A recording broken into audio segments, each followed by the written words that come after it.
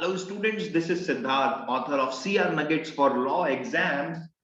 Welcome to today's video on how to attempt fiction passages. I am making this video because of two reasons. One, of late I have received several requests from students to make a video on how to approach fiction passages.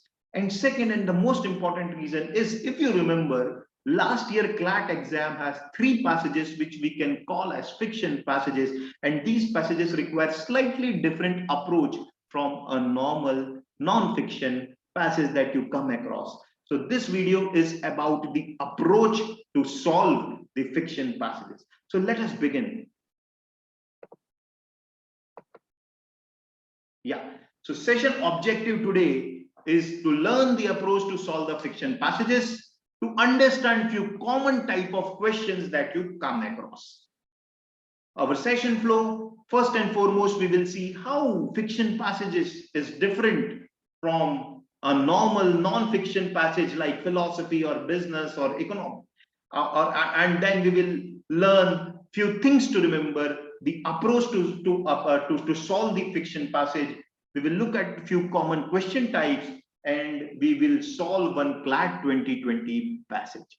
So let us begin. First and foremost, how is fiction different from non-fiction or a normal passage? Right. So others here means any kind of passage that belongs to business and economics, science, or philosophy or literature. Fiction here means a passage that has some element of imagination into it. So first and foremost, let us understand that a normal or other passage, what I'm calling it others category, this passage is always written to put forth a point. If you remember, I always tell that when you read a passage, focus on what is the main idea of the passage, why author has written this passage. If you look at the fiction passage, there won't be any main idea. Actually, fiction passage could be a personal experience of the author, or author can put forth a conversation between 2-3 people, characters, or it may be a scene, imaginary scene. So fiction passage can be anything. It can be a short story also. So in these kind of passages, it is very difficult to pinpoint a main idea, and that is what makes our life difficult. If I have to put in a brief, concise form, a fiction passage deals with who and how, and a normal passage deals with what and how. So what does this mean? Who and how means, in a fiction passage, the flow of the story or the flow of the personal experience or conversation, whatever is the subject matter, there are some elements which we call as who, that is the characters, and through the development of the characters and the plot, the passage moves forward. That is the how part, how author has built up the plot using the characters. In a normal passage is about what and how. What means, what is the main idea of the passage, and how has author arrived at that main idea, the usage of evidences to arrive at the main idea. So fiction passage is about characters and plots, and the normal passage is about main idea and evidences. Of course, there are other elements also, writing style and all other things, but this is the key difference, guys. So please remember, if you are trying to find out what is the main idea of fiction passage, you can't find. It's very difficult to pinpoint that this is the main idea, right? So your focus should be on characters and the plots and how plot is developed. Let us proceed further. Now, this is a scene or a passage that I have picked up from CLAT 2020. This is what I'm giving you, an example of a scene, what we call as a scene in a fiction passage. So here in this passage, if you can stop the video, and if you want to read, you can read. This came in CLAT 2020. A scene is described that a hungry cat is waiting for its prey. So this was a scene. It came in the CLAT 2020. Just an example. We will be solving the question shortly. This another passage that came in CLAT 2020 again. This is the personal experience of the author. This is the personal experience of the author. Okay. And another passage of CLAT 2020, a scene and a conversation. A scene and a conversation. So it was a scene of a in the courtroom, a trial was taking place, and the passages about that and conversation between different characters. So if you see, the CLAT 2020 paper had 3 such passages, right? So this is just an example to tell you what do we mean by conversation and a personal experience and a scene. Now moving forward and trying to understand what are the key elements of the fiction passage. As I said, first element is characters, and the second element, how, is the plot. So when you are reading the fiction passage, your focus should be on characters and the plot. When I talk about characters, what do I mean? What are the traits that a character possesses? What are the traits that a character possesses? The qualities of a character. What kind of mood the author is suggesting of a character. So characters' mood swings from positive to neutral to negative or whatever, optimistic, pessimistic. Keep track of those things. This is very important. Mood swings or the mood of the character. The relationship between the various characters plus the relationship between a character or the object which act as a symbol of something that we need to understand. Relationship also means why a character speaks a particular line, in what context that particular thing has been spoken. So this is the who part, trying to understand about the character, why a character has spoken something, what are the adjectives or the traits about that character. The how part, the plot, how the author develops the plot, what is the setting. So a lot of information about the background setting is given. If you look at the first passage about the cat, which we saw, hungry cat waiting for its prey, there was a lot of description about the background. So that is the setting, on what setting the story or the experience has been built. The second is symbol. So many times you will find that there are symbols being used in the passage. So for example, time and again weather can feature in. So weather, the question can come that why author has used weather as a description in the passage. So these symbols tell you about the plot development. And of course the literary devices are the writing styles that we are talking about, that the author uses to develop the plot. So these are the key elements of a fiction passage.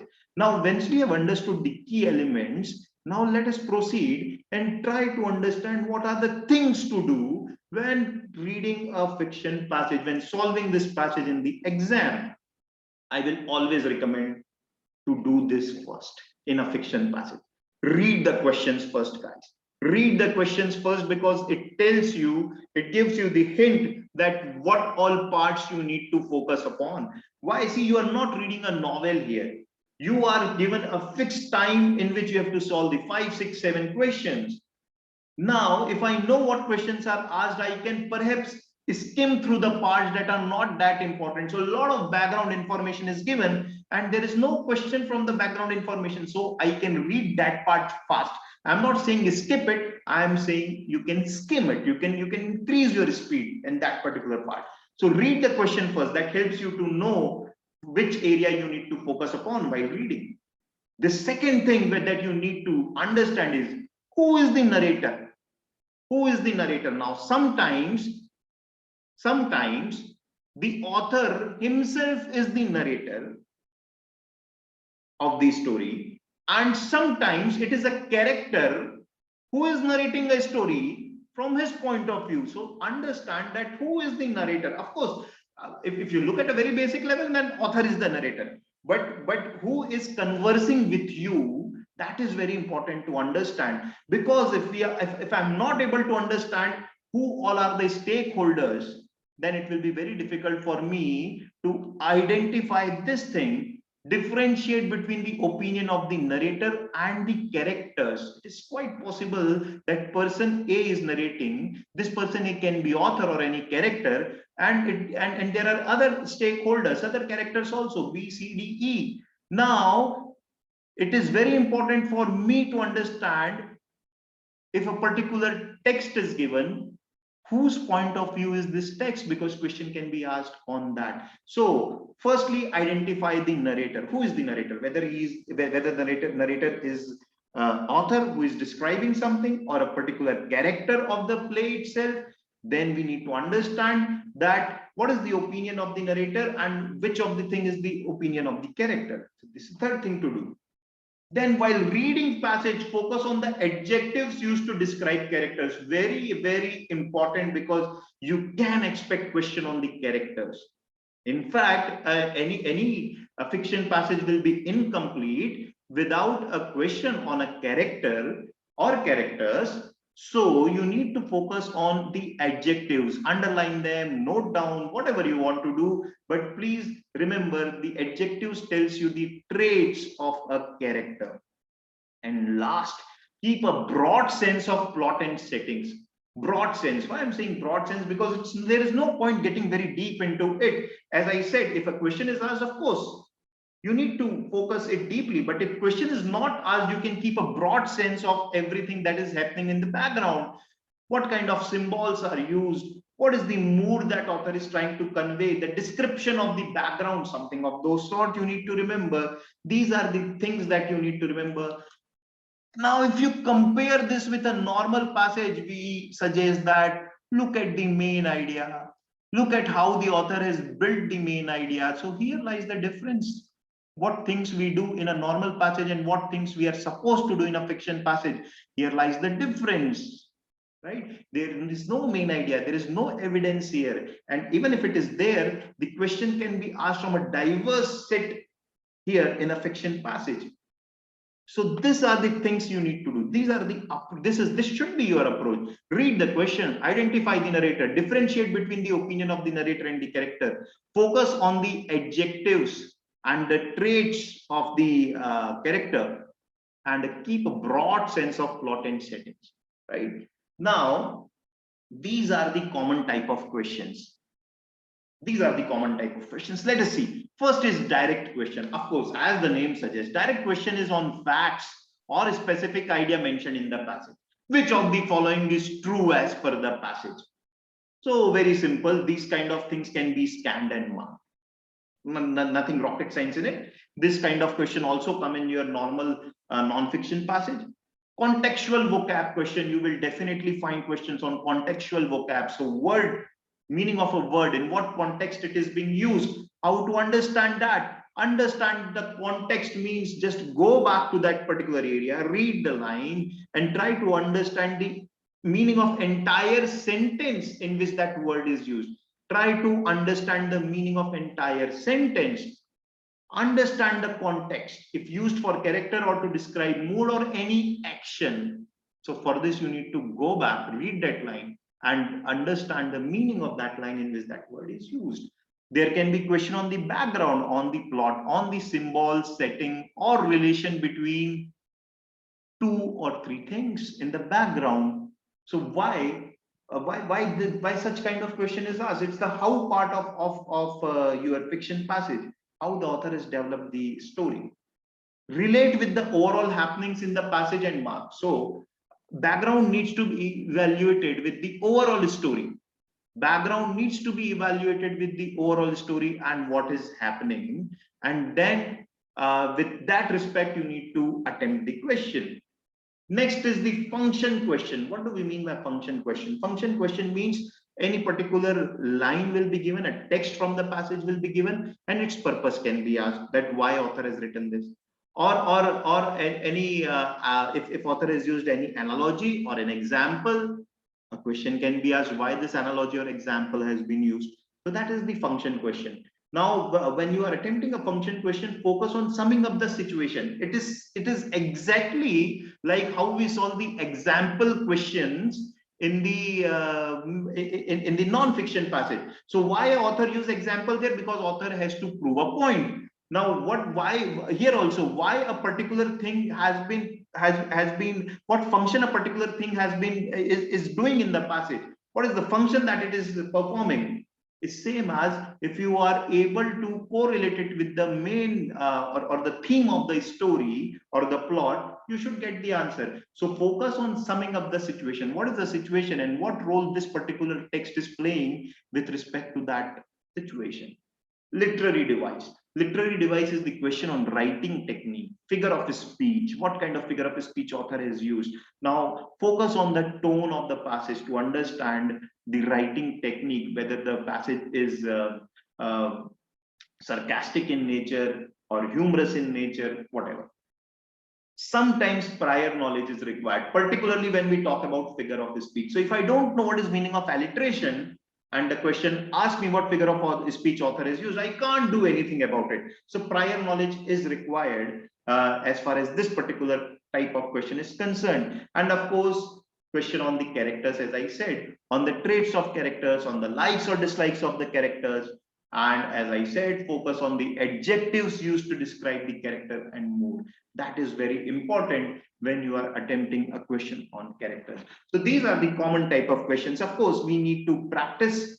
We need to we need to practice maybe 5-7 passages and make note of where we are committing mistake. Only then we can fine tune our strategy. But right now, what we are going to do is we will be solving this passage which I showed, the passage on a hungry cat. So you can stop the video here, read this passage. This came in CLAT 2020. You can read this passage and then we will proceed further. A very important thing that I will tell you is that I mean, not be intimidated by the passage.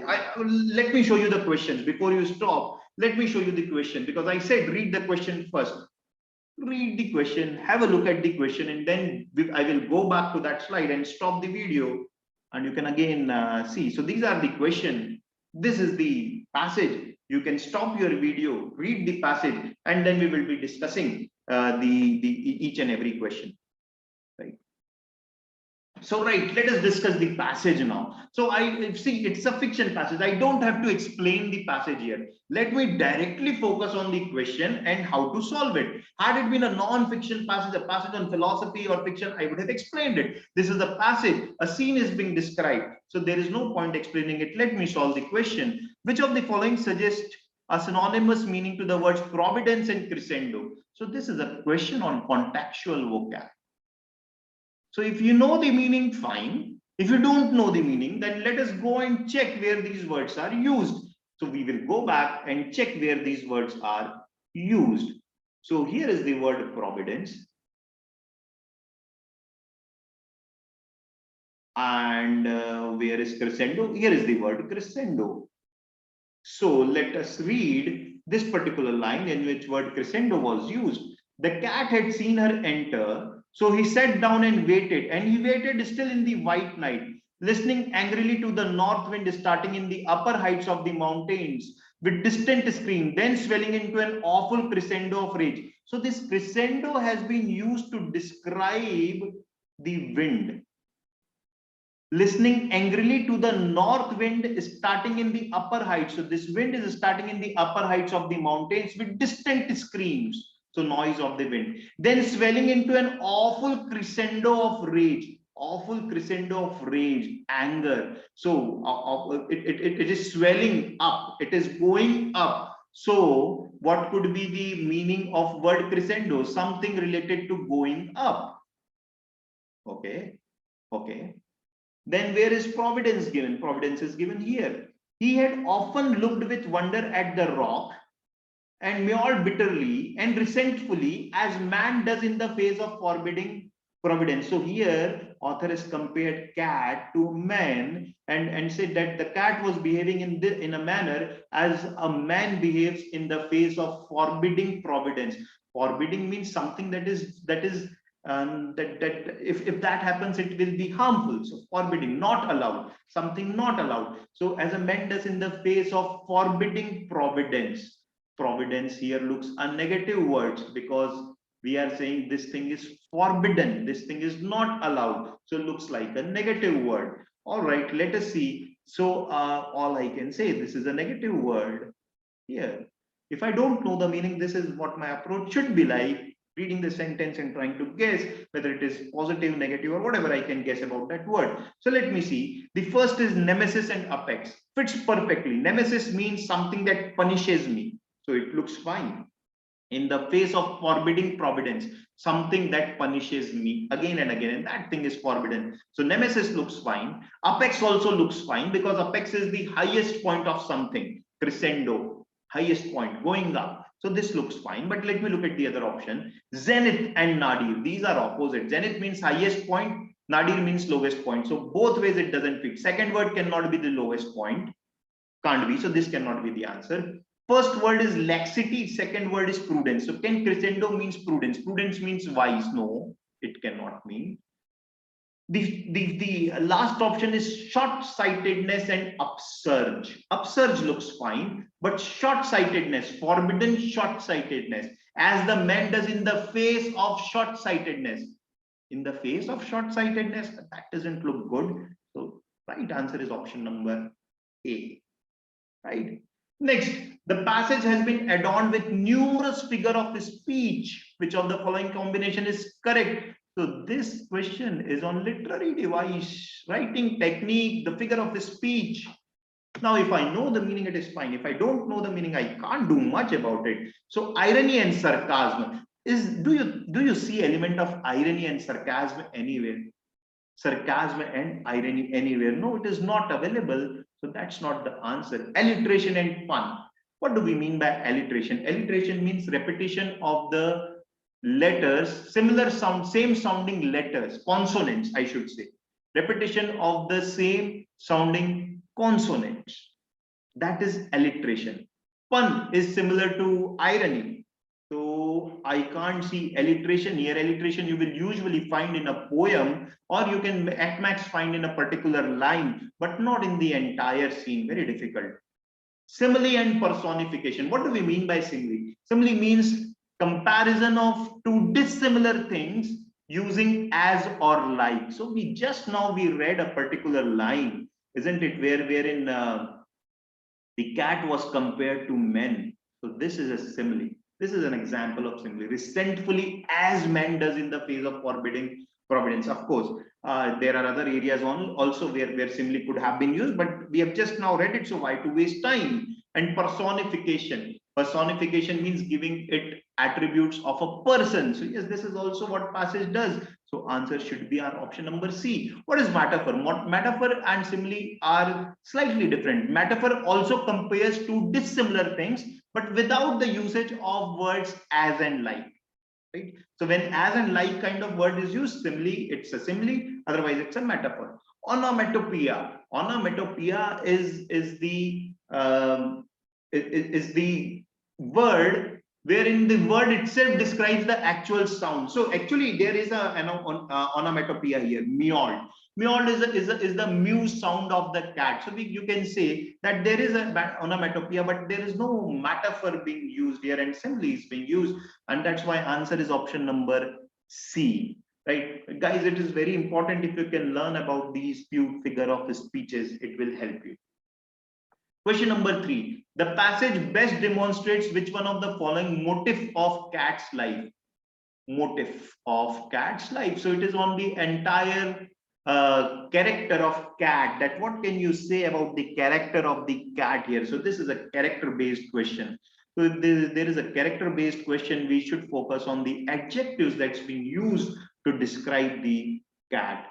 Right. So let us start. The snow was falling and the cat's fur was stiffly pointed with it, but he was imperturbable. Imperturbable means one which cannot be disturbed.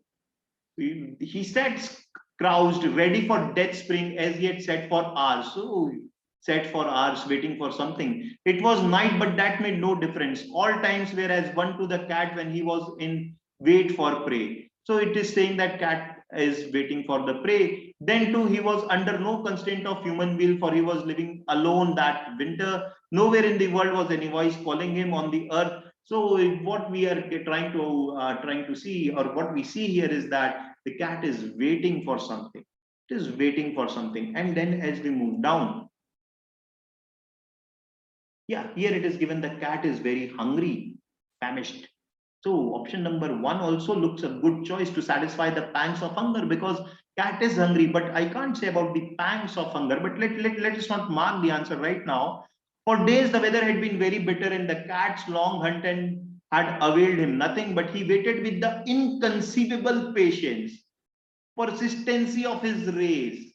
Beside, he was certain So these are all the adjectives that's being used to describe the cat: patience, persistency, or you can call them as the abstract noun to describe the trait of the cat. The cat was a creature of absolute convictions, and his faith in his deduction never wavered, unwavering faith.